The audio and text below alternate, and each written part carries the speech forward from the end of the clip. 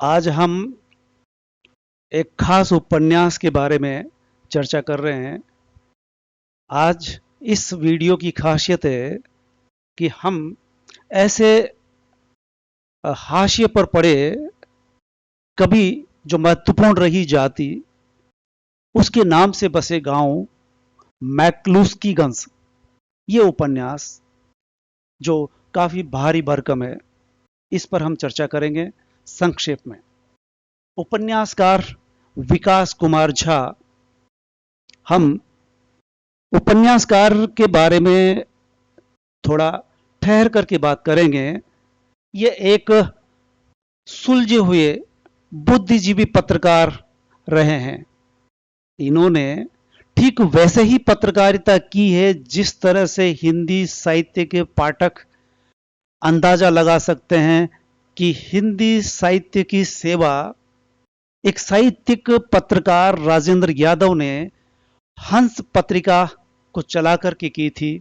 उसी तरह से इन्होंने जीवन भर अपने पारिवारिक परिवेश में एक राजनेता के सुपुत्र होते हुए और अपनी माताजी के हिंदी की व्याख्याता होते हुए भी पत्रकारिता का पेशा अपनाया, ईमानदारी से, सजगता के साथ और जन सरोकार के साथ आपने पत्रकारिता की। और पत्रकारिता करते करते ही आप उपन्यास लिखते हैं उन घटनाओं, संदर्भों को और अन्य लोगों तक ले जाने के लिए। मेरे संपर्क में आप लहक पत्रिका के माध्यम से आते हैं। लहक पत्रिका के संपादक निर्भय दिव्यांश जी जब कई तरह के कोरोना के दौरान वीडियो बनाते हैं, साहित्यकारों से रूबरू कराते हैं। डॉक्टर करण सिंह चौहान के कई वीडियो मैंने सुने। इसी दौरान विकास कुमार झा को लेकर के आपने परिचर्चा रखी। मैं बहुत प्रभावित हुआ और आपने न केवल पत्रकारिता की बल्कि कई पुस्तकों के आप गजब के लेखक रहे। आपकी रचना, एक पुस्तक का नाम है बिहार राजनीति का अपराधीकरण। इसमें राजनीति पर आप गहराई से विचार करते हैं। सत्ता के सूत्रधार, आजादी के बाद भारत, इस पर आप आजादी के बाद भारत में किस तरह से सत्ता के सूत्रधार, कर्णधार कार्य करते हैं। आपने साहित्य में मैक्लुस्कीगंज के अलावा वर्षावन की रूपकथा और गयासुर संधान जैसे उपन्यास लिखे। इस मैक्लुस्कीगंज में आखिर क्या है कि जिसको लेकर के मैं यहां खड़ा हूं। आप इस उपन्यास को 550 पेज का है। इस उपन्यास को लेकर के हिंदी साहित्य के सुप्रसिद्ध आलोचक डॉक्टर नामवर सिंह ने जो कहा है, उससे हम अंदाजा लगा सकते हैं कि उनकी भी निगाह पड़ी कि इस उपन्यास में सैकड़ों जीवन चरित्रों को जुटाकर रचित ये उपन्यास एक तरह से महाभारत जैसा है। डॉक्टर नामवर सिंह का ये कथन मानीखेज है। और मैं इस उपन्यास से पिछले 2-2.5 महीने से पढ़ रहा हूं और प्रभावित हुआ हूं। मैं इस छोटे से वीडियो में कुछ बात कहना चाहूंगा, विस्तार से इसके बाद कह सकूंगा। मैं सिर्फ इतनी जिज्ञासा पाठकों में जगाना चाहता हूं कि उपन्यास में क्या है।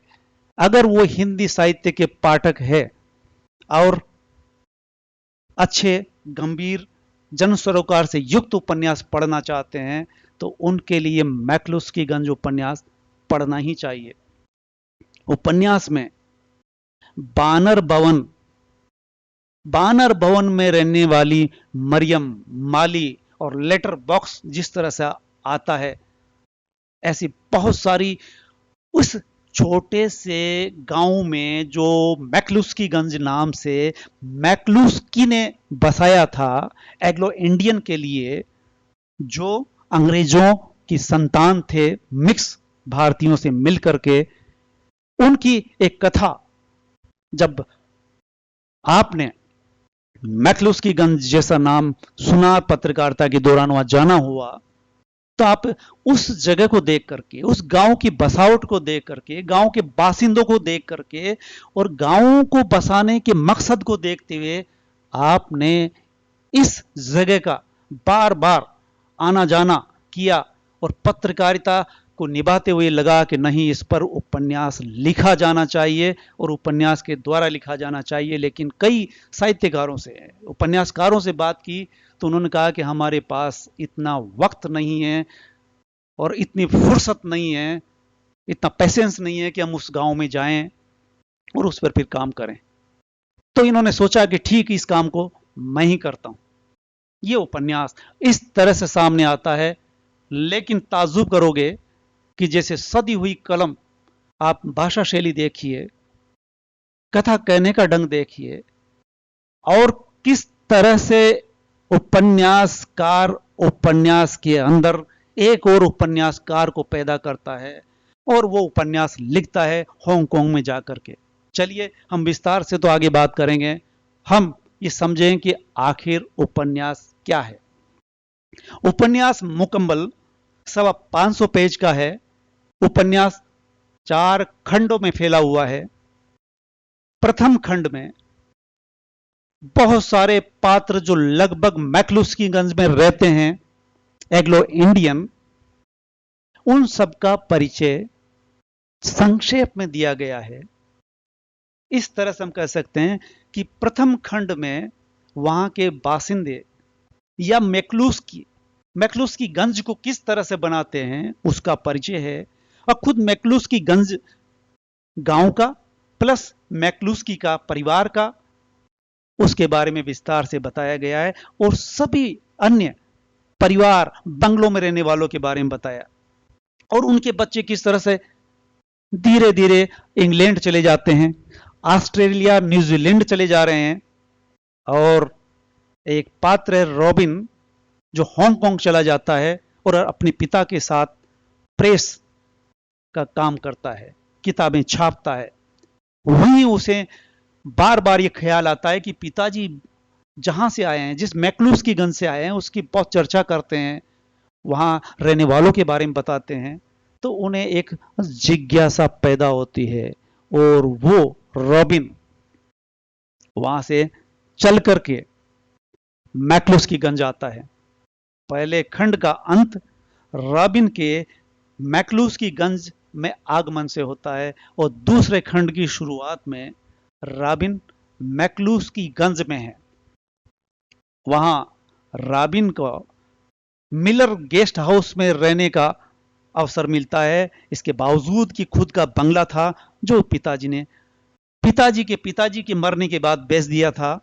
सो मिलर के गेस्ट हाउस में रहते हैं। मिलर के गेस्ट हाउस में दूसरे पात्र है मिस्टर मेंडेस, जिससे ये इंटरव्यू लेते हैं। मैक्लुस्की के पिता के बारे में हम समझ लें कि इस कथा में हर पात्र का पिता अंग्रेज है, या जैसे कि मैक्लुस्की के पिता आयरिश थे और माता बनारसी ब्राह्मणी थी। उससे जो पैदा होगा वो एग्लो इंडियन कहलाएगा। यानी जो इस उपन्यास के शीर्षक का, उस गांव को बसाने वाले का जीवन परिचय है। मैक्लुस्की ने रेलवे में नौकरी की। एग्लो इंडियन की छटपटाहट को भुगतते हुए मैक्लुस्की गांव बसाते हैं। वो कलकत्ता में रहते हैं और वहां देखते हैं कि एग्लो इंडियन कितनी बेचारगी से जीते हैं। साइमन कमीशन इनके प्रति अंग्रेजों की कोई जिम्मेदारी नहीं होगी, ये बता दिया जाता है। और एक किताब का जिक्र आता है जो एग्लो इंडियन पर लिखी गई है, उसमें उसका सार है फ्रैंक एंथोनी की किताब है, जिसका शीर्षक है बिट्रेयल इन इंडिया।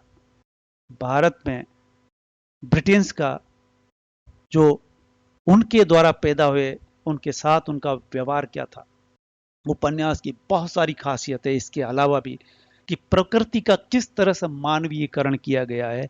मैक्लुस्की गंज जंगल के बीच में है, हर बंगले में प्रकृति, पेड़ पौधे, हरियाली, और बहुत कुछ बंगले के रहने वाले मालिकों ने कितनी मेहनत से फलदार पौधे लगाए, और इस तरह से हम प्रकृति का वहां मानवीयकरण होता हुआ देखते हैं। रॉबिन पागल खाने में पहुंचता है और वहां पेड़ को जब देखता है, पेड़ की गहराई से चिंतन करता है पेड़ पर, और वो सोचता है, इतनी गहराई से सोचना मेरे को भी चौंका गया कि उपन्यासकार की निगाह कहां पहुंचती है, कि पेड़ों पर मानवीय परिवेश का असर होता है, इस पर भी शोध हो सकता है कि मानवीय परिवेश अगर गलत है तो उसका असर पेड़ों पर क्या होगा, और मानवीय परिवेश अगर अच्छा है तो पेड़ वहां के किस तरह के होंगे। इस तरह से हम कह सकते हैं कि पेड़ भी इंसानी अनुभूति को जी सकते हैं। ये एक तरह से उपन्यासकार की प्रकृति के प्रति गहरी संवेदना उजागर होती है। हम कह सकते हैं कि रचना में एंग्लो इंडियन का समग्र रूप उभर करके आता है। रॉबिन उपन्यास में मैक्लुस्की गंज में जब आता है तो गंज के लिए रॉबिन का दायित्व किस तरह का होता है हम यहां देख सकते हैं। यहां आदिवासी पात्र भी दिखाई देते हैं, जिसमें से बहादुर उरांव, जिसका नाम ही बहादुर था, जो आदिवासी लोगों के लिए बहुत कुछ करता है, लेकिन वो किस तरह से यंत्रणा भोगता है। रॉबिन पागल खाने में उससे भी जाकर के मिलता है और उसके किए काम को देखता है। हम इस छोटे से वीडियो को सुन करके ये इंतजार करें कि मैं कुछ दिनों बाद इस पर विस्तार से बात करूंगा। मुझे आप सिर्फ इतनी प्रतिक्रिया दें कि इतनी सी खबर सुन करके आपकी प्रतिक्रिया क्या होती है, क्या इस पर आगे बात की जानी चाहिए, आपको कैसा लगा। आप इसे देखें, सुने और आगे अग्रेसित करें। एंग्लो इंडियन पर ही आधारित नहीं है ये उपन्यास, आसपास रहने वाले आदिवासियों की जिंदगी पर है। उस गांव में मुस्लिम भी रहते हैं, ब्राह्मण भी रहते हैं, और इस तरह से कह सकते हैं कि एंग्लो इंडियन वहां होते हुए भी अन्य समाज के लोगों से भी उनका सरोकार होता है, और एंग्लो इंडियन किस जहालत में रहते हैं ये भी उभर करके आता है। हम विस्तार से अगले वीडियो में सुन सकेंगे। आप वीडियो को सब्सक्राइब करें ताकि आप तक ये पहुंच सके। धन्यवाद।